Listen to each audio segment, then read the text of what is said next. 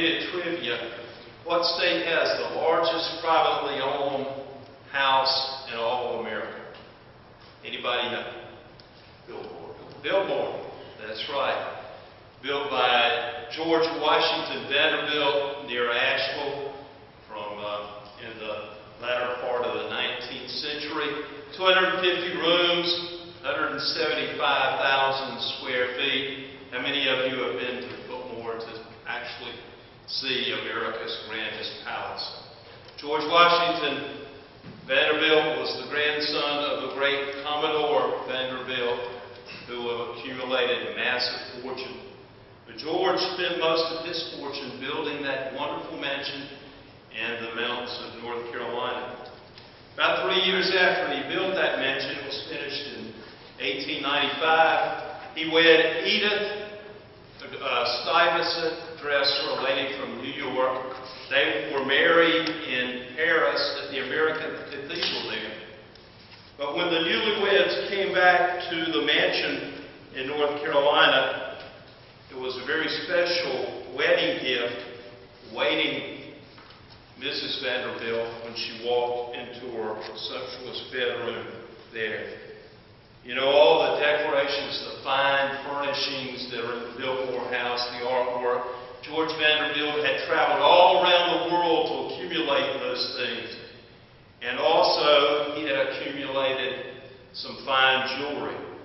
And one special piece of jewelry was a special strand of pearls that he had acquired as a wedding present in his many travels around the world in Polynesia.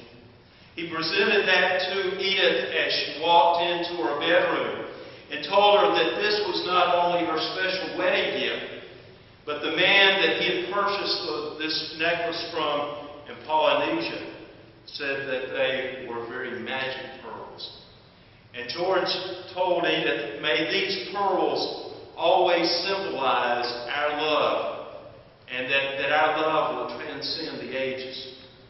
Those pearls became Edith's most fondest piece of jewelry, although she had many wonderful jewels. Now I want us to fast forward about 14 years later to the year 1912. The Vanderbilts were traveling back to Europe. They were in London. They had sailed across the Atlantic. It's in early April of 1912. Edith, of course, had taken her strand of pearls. While they were in London, they were feted at many grand balls. In fact, one of those took place on April the 7th of 1912, where Edith took her pearls, wore them to a very lavish affair at Buckingham Palace, where George and Edith actually dined with the Queen of England. As they left Buckingham Palace that evening, Edith gave her pearls, took her pearls off, and gave them to George, and asked him, he had the jewelry bag that she often put her pearls in, and asked George if he would be sure she did not want to wear them on the streets of London, if he would be sure to put those pearls in there for safekeeping, because she was greatly afraid that those pearls might be lost or stolen on the streets of London. So George did that. He placed them in the bag. He very carefully took care of the bag, placed them in his pocket. 3 days later, the Vanderbilts were scheduled to sail from Southampton, England, on a new ocean liner, which was called the Titanic. Following morning, Edith was packing all of the things that they were going to take back on that ocean liner. She took the pearls out of George's bag, placed them in the actual safe in the trunk.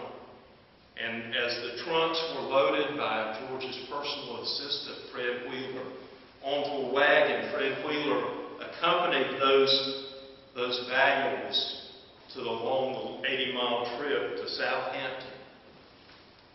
As the Vanderbilts would catch up the following day. George came back after Fred had left with a telegram. It was from Edith's sister in New York that had been sent under the transatlantic cable. Edith's sister had a very foreboding feeling about that trip back to America on that new, supposedly unsinkable ship.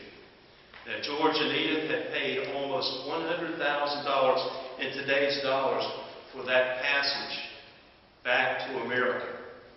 But acceding to his wife's wishes, George actually canceled the booking and decided that they would take an ocean liner a week later back to America.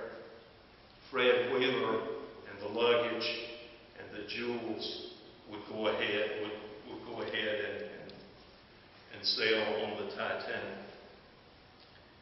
5 days later, on April 15, 1912, George and Edith were in their suite in London when the news arrived